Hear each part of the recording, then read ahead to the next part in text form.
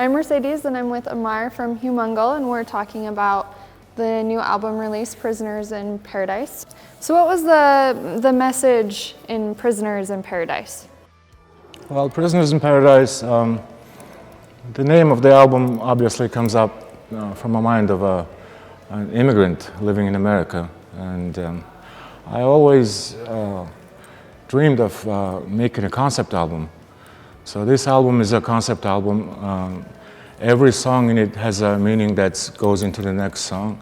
So the songs, in the order of the songs on the album reflects the beginning of an immigrant guy's life in America up to this point for 2 decades. So it's a concept album, and Prisoners in Paradise is a fitting name for that, I think. Yeah, so it kind of tells a story then. You Yes. said it kind of leads one into the other. Yeah. Yeah, that's very interesting. I noticed the elaborate cover art. Is there a meaning to that? Yeah, it has a really deep meaning for myself, so I guess I have to explain it in a little bit of detail because not too many people would understand what's going on here. Obviously, it's a lot of stuff going on here. So basically, let's start from the top. So Prisoners, it's cut out of the Mongolian national flag. And Paradise, obviously, is cut out of the U.S. flag, so it represents me living here. This constellation of stars, that's in all Latin languages called Ursa Major. It's in Mongolian, it's a constellation is called the Seven Gods. So all Mongolians worship stars and nature, and these 7 stars, that's my constellation that I worship. And so obviously the Statue of Liberty. It's one of the biggest things that anyone should at least see once in their lifetime, so that's where I am. And obviously this is the Golden Gate Bridge. I lived in San Francisco for 19 years, so this bridge is like instilled in my heart and soul by now. And well, you know, who doesn't, you know, make mistakes? So this she-devil kind of woman I'm hugging over there under the bridge is, you know, obviously all the mistakes that I've made in my life, and this is the outcome of those mistakes, right? And then I'm standing here in front. I tried to, the photographer told me, make half of your face smile and the other half sad. So it took me a lot of tries to come up with this photo. So here you are, Prisoners in Paradise. And this is the logo made by my friend Bartoluk, who's the owner of the MGL Printing in Richmond, California.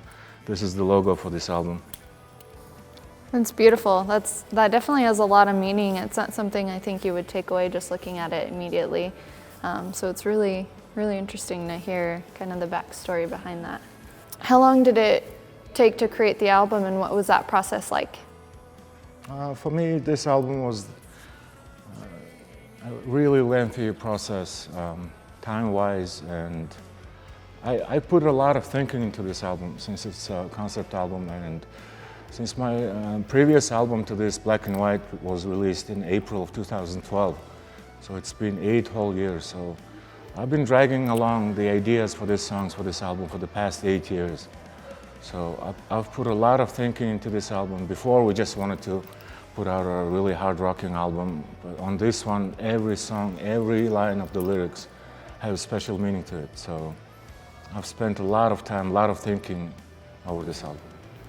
But it feels good to have it done and yeah, finally having it done is almost like a woman finally giving birth to a beautiful baby. So this album is my beautiful baby now. Yeah, you're ready for it.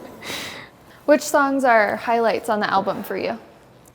I would say this album, the 12 songs on the album, there are no filler songs, as people say in the music industry. There are no fillers on the album. Every song has a special meaning to it, but since we have a pretty short amount of time to talk, I would like to highlight the first song on the album, the beginning.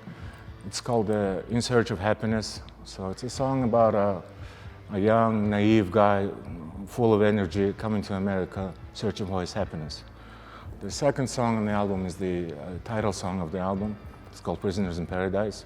So after a while, after a decade or so living in a foreign country and missing your homeland, your parents and your relatives and your friends all the time, it's almost like living a double life.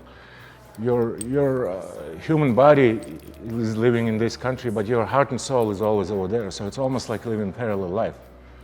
And the third song, My Existence, the lyrics were co-written with my uncle who lives in Mongolia. He's a poet too. So he gave me an idea for the lyrics of this song. So that song is really special for me because I co-wrote the lyrics with my uncle. And the fourth song on the album is called Insomniac. I'm a chronic insomniac for being a musician for 25 years, and I've never ever in my life before written a song which reflects my own personal life in such detail. So I also write short stories. So my short story Insomniac was published in Mongolia in one of the literature's elite newspapers in Mongolia in 2008 to a really high critical acclaim. So, and as I said, this short story is a detailed overview of my personal life, and it was pretty challenging for me to pick out the 16 lines of lyrics out of the whole story. So it was really challenging. I bet. I think it came out all right. The names of the songs on the album are very intriguing. What's the meaning behind Parasite? Well, the song Parasite has a really interesting story behind it too. In all of these years, for me, writing songs and writing lyrics for songs, I have never ever written a song that's so politically motivated. It's a rebellion against the establishment in my country, the current government. So I've never written a political song that criticizes our politicians, our government, the way things go back home. So it's a song about how politicians and the corporations and the big companies that lobbying those politicians are making puppets out of those politicians and making them soulless, just puppets that are pulled on the strings. So I don't know I'm not really sure if this song will ever have any airplay back in my country because of what it says in it, but here I am, I did it. Yeah, you're just kind of speaking out and putting that out there for those who can connect with it. And yes. That's wonderful. Did the American rock scene affect your writing and creative process at all? Yes, and it has done that for the past 25 years. So, as you may know, Mongolia used to be a socialist communist country. So we only had access to music from the so-called Soviet bloc until 1990, until we went democratic. And in 1990, when we opened up to the West, our country went democratic, everything just poured into all the Western culture and American culture, music, movies, everything just poured into our country like a dam broke or something. So, and from all those hundreds and hundreds of great bands, I fell in love with American hard rock, the new wave of British metal, and new wave music, and some radio-friendly soft rock, even Southern rock. Southern American rock was pretty popular back in my country. So if I didn't grow up and learn from American bands and musicians and guitarists, I can't really imagine myself sitting here talking to you today as a musician myself. American rock music has a really, really big stamp on everything I do. So it influenced you quite a lot. It's a big influence for me. Did you collaborate with any other artists on this album? Yes, I did. The drums on two songs, Last Bottle, which is in Russian, and in the second version of the song is in Italian and Russian, were collaborations of myself, my childhood friend, a drummer from Russia, Vadim Abramov, and a super talented opera singer, Mongolian singer by name Ayana. She lives in Rome, Italy. She sang the vocals on the Italian-Russian version of the song, and I think she did a fantastic job doing it. And back in my country, there was no such thing as opera, speed metal, opera, heavy metal song before. So this is the very first song of its kind, and we already put it out as a second single. We released it online as a second single of our album, and a lot of people liked it. So hopefully when the CD version and the digital version of both, the whole album released, a lot of people are gonna listen to it, and I'm really hyped about, to hear the people's responses on it. I bet. So you're kind of breaking some boundaries there. You're kind of just testing some new waters. Yeah, exactly. As an artist and a musician, what makes you different from other Mongolian artists? Well, this is my third full-length album recorded in America, so, and I'm the only Mongolian musician that has done it, 3 albums in America. So that's, but I want to stay humble, it's nothing that I would, bang my chest on and, go around screaming. The second thing is, I write my lyrics, I write my music, and I arrange my musical instruments all by myself. I do, it's like a one person, do it all, universal soldier kind of stuff.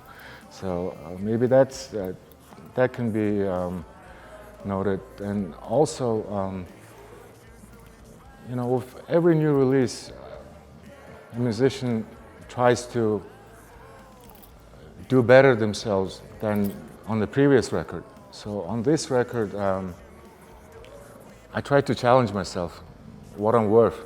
So all musical instruments on this album, all vocals, except for that last bottle song, I played all musical instruments on it.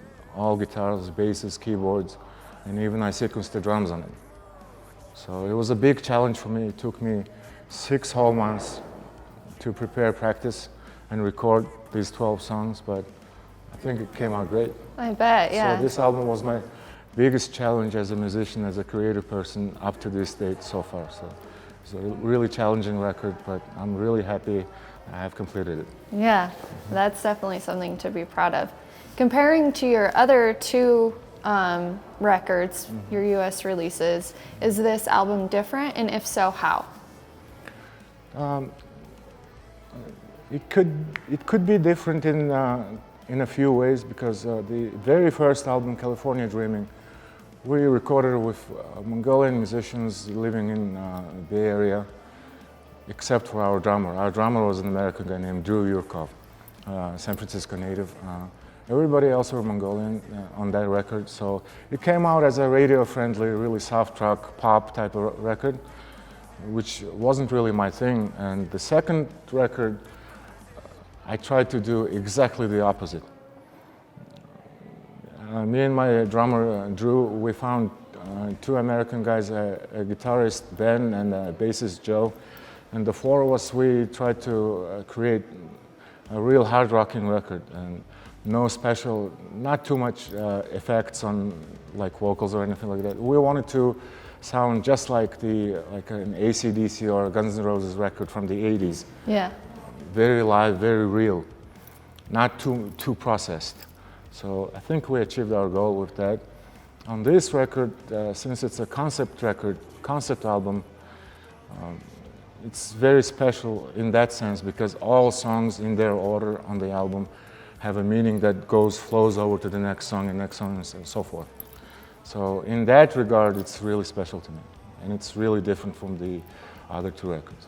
So would you say this last album is more personal to you, whereas the other ones were kind of you putting your artistic ability out? Yes, you can say that, because I never thought about that actually. But the thing is, everyone who lives outside of their country as an immigrant, not only in America, in Europe, in Asia, in Australia, and New Zealand, there are a lot of Mongolian natives who are living as immigrants abroad, and they all can relate to this album as their own, because this came out of an immigrant musician, Mongolian native, who's been living abroad for 19 years, almost 2 decades. So all Mongolian people who are living abroad can relate to this album. And On the other hand, every line in the lyrics have a special meaning to it, because I'm singing and I'm playing as an immigrant, and I'm singing it as a person about my personal life too. So it's in that regard, it's also a special album. So when and how will this be released, and how can people access it? Well, the first three singles, Prisoners in Paradise, The Last Battle, and In Search of Happiness, are already released online through all major music platforms, and it's already available for streaming and purchase as of right now. The full album in its CD format and digital format will be released on Christmas Eve, 24th of December at midnight. So pre-orders are already begun on our Facebook, on my band's Facebook page, and the release date is only 10 days away from now. Yeah, so it's kind of a Christmas present. Yeah, Christmas present, first and foremost for myself and my family, and then to all our listeners and friends, and everybody who's expecting a record from me. So it's going to be a big present for all of us. Yeah, and letting people know that they're not alone. Yeah. What would you say are your highlights from 2020? Well, 2020 was an interesting year, right, for all of us, Yeah. for all of humanity. So for me personally, my oldest son graduated from UC Santa Cruz as a molecular cellular biologist. So he's my pride and joy, and that's the biggest achievement for myself, and it's the biggest highlight, not only for 2020, but for my whole life, I think. So I'm really happy for my son. He's a bright young kid. He has a bright future. And also, having dragged this idea for this album for 8 whole years, it's a long time. And finally having it out ready for my listeners, it brings me really, I don't know, I feel wonderful, Ever since the last song was recorded and the album was put together and went into the CD pressing factory, I'm like a little boy, waiting for my Christmas present for my toys, So it's been aside from the fact that the whole world is suffering from this pandemic, global pandemic, creative inspiration, I don't know where it came from, maybe from these beautiful Utah mountains, maybe from my star constellations. I had this energy to pull out this gig almost all by myself, so I'm really happy. Yeah, you definitely should be. Lastly, what would you like to say to your followers and listeners? Well, finally the album's out, and hopefully as soon as this pandemic ends, I'll be hitting the road and performing. We're planning, next summer we're planning a Mongolian tour, a couple of Asian countries as well, and a European tour, which will be a first time for my life. And on our way, when we return, we're going to do a North American tour. So everybody stay safe, and I'll see you guys on the road. And enjoy our new album. This is all for you, from my heart, from the bottom of my heart. Well, thank you so much for taking the time today. That was great, and I really enjoyed talking with you, and I'm excited to hear the album.